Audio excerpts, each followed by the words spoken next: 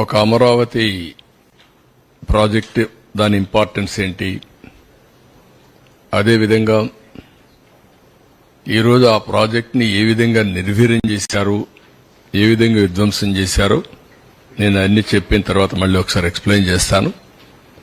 మొట్టమొదటిసారిగా మీరు ఒకసారి చూస్తే నెక్స్ట్, దీనికంటే ముందు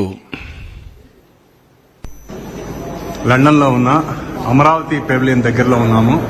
ఇన్ఫాక్ట్ దగ్గరలో కాదు, ఇప్పుడు మనం అమరావతి పెవిలియన్ బ్రిటిష్ మ్యూజియంలో భాగమైనటువంటి అమరావతి పెవిలియన్లోకి మనం ఎంటర్ అవుతున్నాము. సో యూ కెన్ సీ అత్యద్భుతమైనటువంటి అమరావతి శిల్ప సంపద మీరు చూడొచ్చు.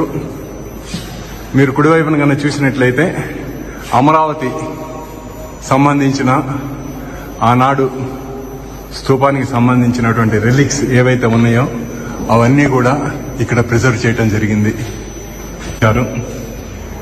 అదృష్టవశాత్తు ఎంతో చరిత్ర కలిగినటువంటి ఈ అమరావతి శాతవాహనుల రాజధానిని తిరిగి మన రాజధానిగా నిర్ణయించడం అన్నది చాలా ముదావహం. ఎందుకంటే అమరావతి అన్నది కేవలం భారతదేశంలోనే కాదు, ప్రపంచ ప్రఖ్యాతి చెందినటువంటి నగరం. ఎంతోమంది చరిత్రకారులకి, ఆర్కియాలజిస్టులకి కూడా అమరావతి అన్నటువంటిది చాలా ఇంపార్టెంట్. చాలా చేసుకోవడం అన్నది మన అదృష్టం. ఎందుకంటే మనకి ఆంధ్ర రాష్ట్రంలో అమరావతిని మించి ముఖ్య పట్టణం కానీ